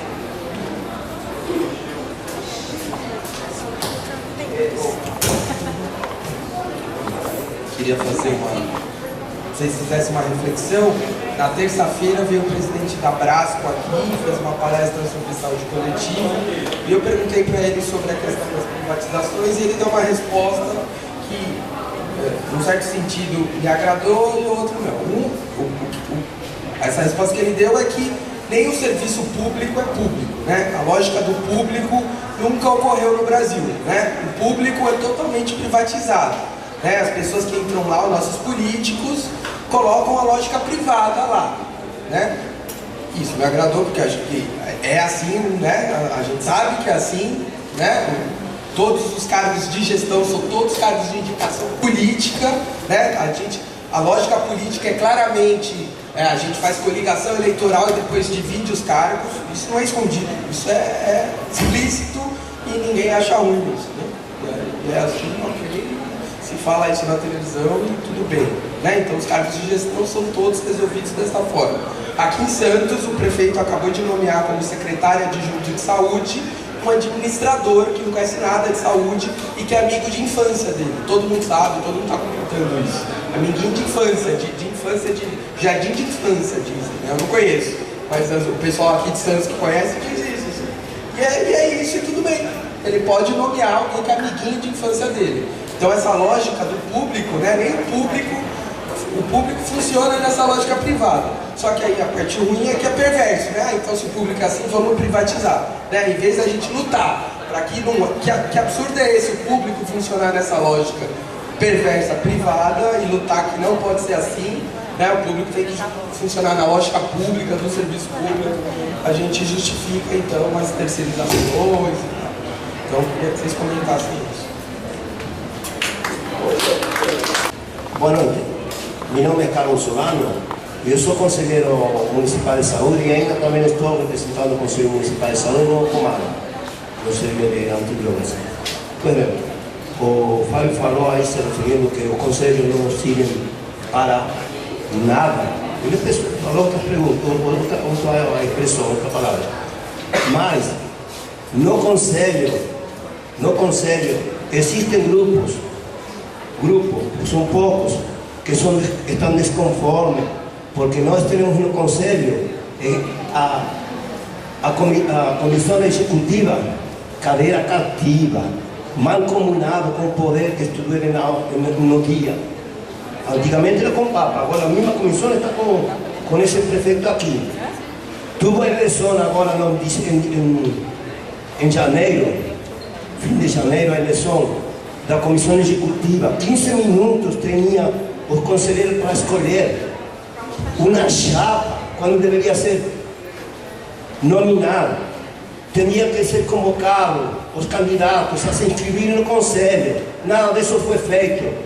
E aqui eu que questionei isso aí, deu uma maior confusão, saiu até na internet, foi gente ameaçada de que iria sair com polícia daí, tinha guarda municipal, mas muita gente, que eu tenho 4 anos no conselho, muita gente dentro do conselho falava para mim, essa executiva tem que sair, pô, sempre são os mesmos, muita gente, e hoje veio a questionar o questionamento. Pois bem, minha proposta foi rechazada 22-2, mas eu não perdi nada, eu deixei a semente ali, porque esse estatuto interno, o regulamento interno do Conselho tem que mudar, porque tem muitas coisas vazias ali, e como tem coisas vazias, a plenária que decide, são eles que decidem, eles são os donos da bola. Tem criança que joga bola e fala, não valeu, então me dá a bola que vão embora. São eles que mandam, mas tem gente insatisfeita no Conselho, sim. Agora você vê, tem muito usuários, tem a associação fulana e tal, de usuários de tal ou qual doença, tá? Mas uma associação está no conselho, tem convênio assinado com a prefeitura, tem interesses. Esse cara vai votar o que a executiva quiser. Agora, nós somos um movimento que não tem fim lucrativo nem nada. A gente chuta o balde. E nós estamos começando a chutar o balde. Tem gente já que está comprando a briga, mas tem que ser começado por um início. Não vamos deixar, não vou. Minha mulher disse assim, eu não sei porque você vai no conselho. Esse conselho é um conselho de faz de conta. Eu, quando não era conselheiro, eu chegava no conselho, muita gente pensava que eu era conselheiro. 6 anos acompanhando, era o único munícipe que participava das plenárias. Único. Hoje em dia aparece um ou outro. Mas, como que diz assim? Andorinha sozinha não faz verão. Mas aqui é uma convocação para todos vocês. Existe um monte de conselho na cidade. Então, se nós queremos que mude alguma coisa, a população tem que estar lá, porque é um lugar de reivindicações ali. Agora não vejo ninguém. É uma democracia, mas ninguém usa. E tem mais outra coisa. Os conselhos são criados por lei. Tem 4 ou 5 conselhos que são obrigatórios em todo o município. São criados por lei. Mas até agora o que vi, que chama a plenária, bota no que a comissão executiva coloca na pauta, coloca tudo o que ele quer na pauta, e aí, então, o que eu quero falar é o seguinte, o conselho, ali, todo mundo tem interesses, todo mundo. Aqui o Fórum Popular de Saúde, o único interesse que tem é qualidade na saúde. Agora, acho que é muito difícil, todo mundo tem interesses, então eles vão defender o interesse. Não vou votar contra porque vou deixar o fulano insatisfeito. E o meu projeto, que vai passar por aprovação, para algum convênio, não vai ser aprovado, entendeu? Ou não vai aparecer na pauta. Então tem interesses, não é interesse financeiro que eu quero ganhar. E é engraçado de tudo que a comissão executiva não ganha um tostão, mas ninguém quer deixar esse osso, ninguém quer deixar. Todo mundo quer, todo mundo briga. Só isso aí. Boa noite aí para todo mundo, né? Eu sou servidor público de Santos também, né? Mas eu venho da área da assistência. Estou na sede da Secretaria de Assistência. E eu só vim fazer uma fala aqui porque por causa de um incômodo, né? Quando a gente discute aí das OS, né? Flávio aponta. Alô? Pronto. Tá ótimo, tá ótimo. É importante estar todo mundo ouvindo.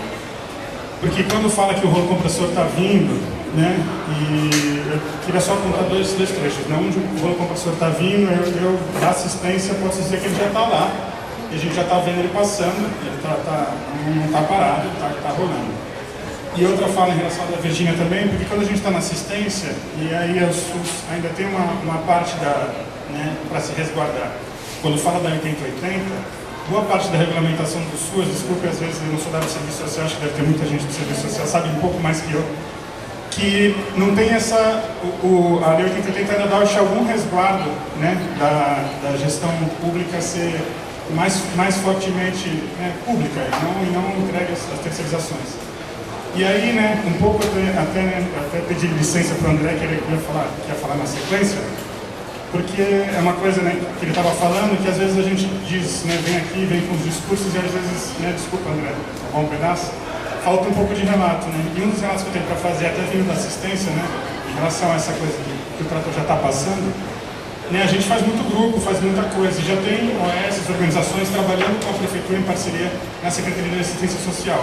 Eu sei que esse é um fórum popular de saúde, sei que não é um fórum popular de assistência, né, mas pelo viés interdisciplinar e tudo mais da universidade, aberto a essas questões, né, vem discutir isso e até quem sabe propor um fórum que discuta a respeito das OS, não sei se esse fórum disparou essa discussão das OS, mas para discutir OS, não necessariamente OS na saúde, porque ela já afeta a assistência.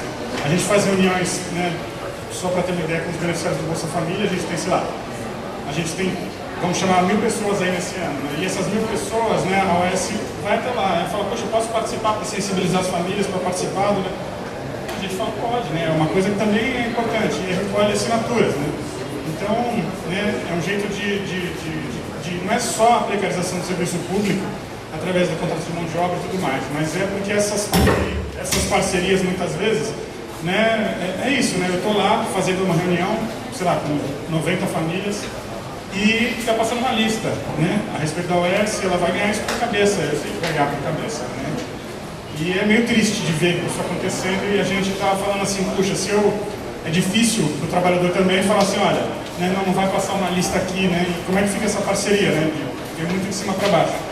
Então eu queria só propor, né, que essa discussão seja feita também para além da saúde, eu sei que a gente está no Fórum Popular de Saúde, mas que as questões das OS não ultrapassam, né? Eu vim aqui por conta disso, porque eu vi que era OS e fiquei incomodado um pouco na cadeira, né? Então é mais fazer uma fala nesse sentido, né? Obrigado, desculpa.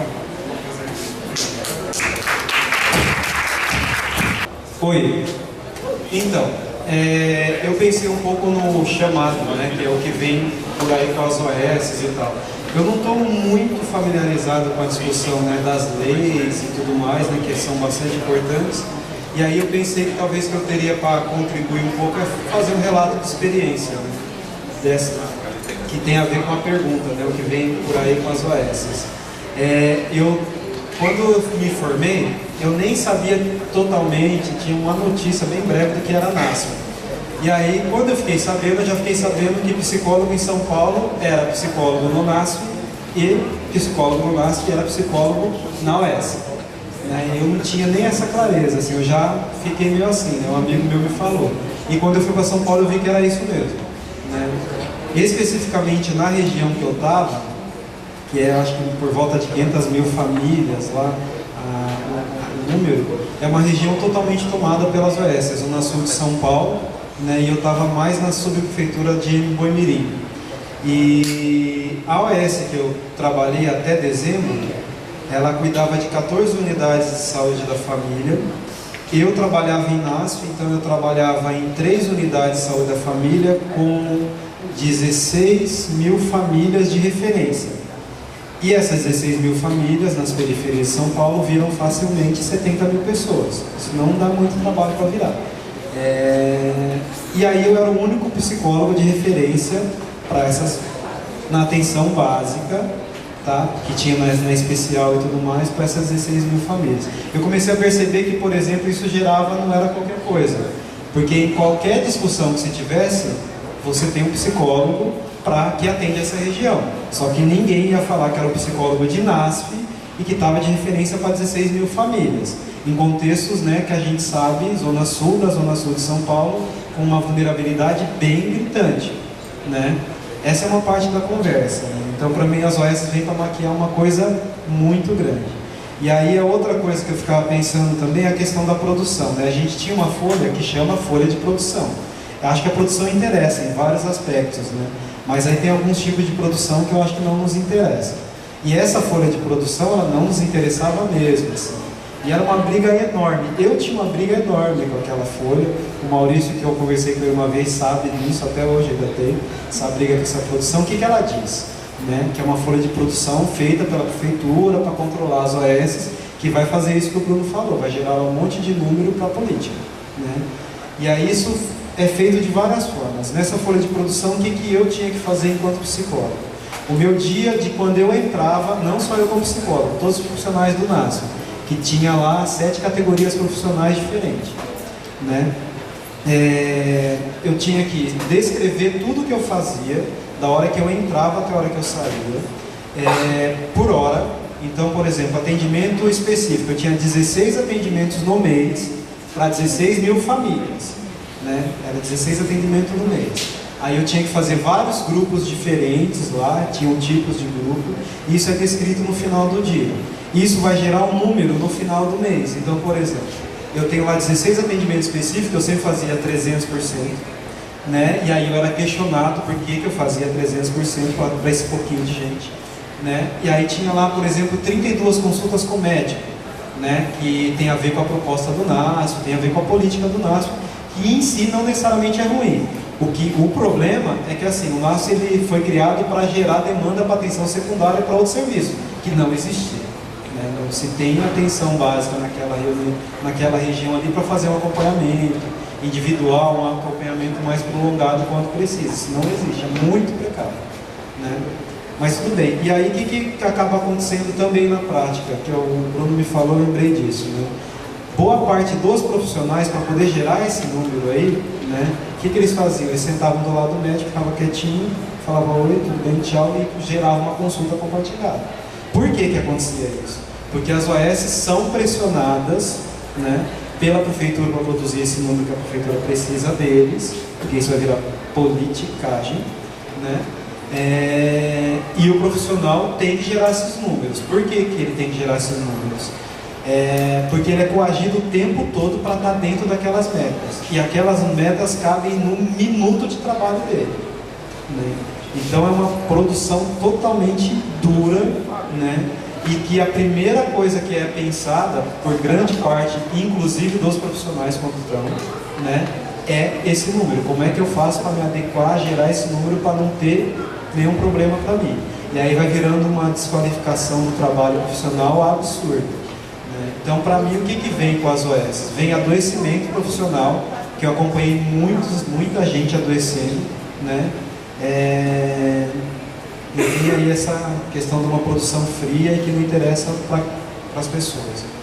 E aí, só vou fazer mais um relato de experiência. Eu não conhecia a coordenadora do meu trabalho. Eu sempre ouvia ela pelo nome, né? E aí, quando eu fui pedir demissão, que eu fui para outro serviço, fui convidado a trabalhar no outro serviço, eu queria conhecê-la. Eu fui lá falar lá com as chefes lá, eu queria conhecê-la. Aí eu pedi para conhecer ela, né? E aí eu fui conhecê-la quando fazer o exame demissional. Só que eu não entendia por que eu queria fazer aquilo, né? Eu não entendia, eu só sei que na hora de ir embora eu falei, eu queria conhecer fulano. Fui embora com essa inquietação, por que eu quero conhecer fulano? Mas eu fui. E aí no dia ficou claro por que eu queria conhecer ela. Porque para a OS, não só para a OS, para a prefeitura também às vezes, mas eu acho que com a OS isso se agrava, eu era aquela folha de produção que eu não conseguia preencher, era dificílimo preencher aquele troço. Eu chegava a ficar 2 semanas sem mandar e eles brigando comigo. Porque para a OS eu era aquela folha de produção que produzia aqueles números e acabou e está tudo resolvido. Se eu produzisse aquilo, estava ótimo. Né? Para mim, o que vem com as AES tem um pouco a ver com isso. Bom, eu também estou da Associação Cultural Zé Martim, que é uma casa de solidariedade a Cuba. Nós temos feito na nossa associação algumas atividades com os médicos cubanos. Sábado agora conseguimos reunir 30 médicos lá. E esse contato com os médicos e mais as pessoas que participam da associação, todas elas são de esquerda. Participam de diversas organizações, PT, PCdoB, Arma da Crítica, PCB, e tem gente que não tem nada. Não participa de organização nenhuma, mas também é comunista. Só participa quem quer participar na solidariedade a Cuba. A associação está aberta, nós estamos precisando de gente para ajudar. E nós tivemos algumas discussões políticas lá e chegamos à conclusão seguinte: você não vai fazer nada se você não conseguir mobilizar o povo. E você tem que mobilizar o povo na periferia. Eu, por exemplo, participei de uma organização durante 52 anos. Quando você falava em organizar o povo na periferia, os altos dirigentes torciam o nariz. Por isso é que eu fui obrigado a sair. Entre outras coisas, por isso. O compromisso com a revolução não tinha. O discurso é uma maravilha. Então nós chegamos à conclusão que se você não consegue organizar o povo na periferia, no seu local de trabalho, você não vai avançar. Vai dar volta que nem o cachorro em volta do rabo dele. E nós pensamos, então, discutindo isso, não é uma coisa acabada, em organizar o que nós estamos chamando de Brigada da Saúde. E seria o quê? No primeiro momento você vai divulgar aonde tem médico cubano e depois iniciar uma discussão sobre a diferença da medicina cubana para nós. No segundo momento, tentar interagir os médicos cubanos com a pessoa que ele atende e no bairro. Agora, isso não somos nós que temos que fazer. Nós temos que dar um chute e organizar isso no bairro. É uma coisa difícil, porque a gente não sabe, nós estamos aprendendo. Nós vamos aprender caminhando, mas nós acreditamos no futuro, acreditamos na revolução, então temos que fazer isso, é obrigação nossa como gente consciente. Então nós agora, e discutimos isso com alguns médicos cubanos, e eles estão achando que é muito bom, porque eles têm a experiência da Venezuela. A Venezuela, o fascismo está colocando as garras para fora. E nós, como pessoa consciente, não podemos nos iludir. Aqui no Brasil, aí já vamos começar a fazer manifestação para comemorar a Revolução de 64. Nós não podemos nos iludir. Alguns grupos, algumas organizações, por picuinha, criam dissensões no meio da gente. Mas nós não podemos, nós temos que ir para frente, temos que nos organizar. Nós precisamos juntar as pessoas que querem lutar. Então a associação está à disposição. No dia 29, às 15 horas, nós vamos fazer essa discussão sobre a organização da Brigada da Saúde. Estamos convidando todo mundo, os companheiros da mesa, os presentes, a participarem disso. Vamos construir junto, porque nós na associação achamos que se você não organizar o povo na periferia para organizar o trabalhador no local de trabalho, nós não vamos avançar nada, é só conversa fiada. E outra coisa, quem achava que o Paulinho ia fazer esse governo, estava enganado, não conhecia o passado dele, nem do pai dele, nem da família dele toda, cangada, que não vale nada. Então, já para encerrar, desculpa o adiantado do horário, né?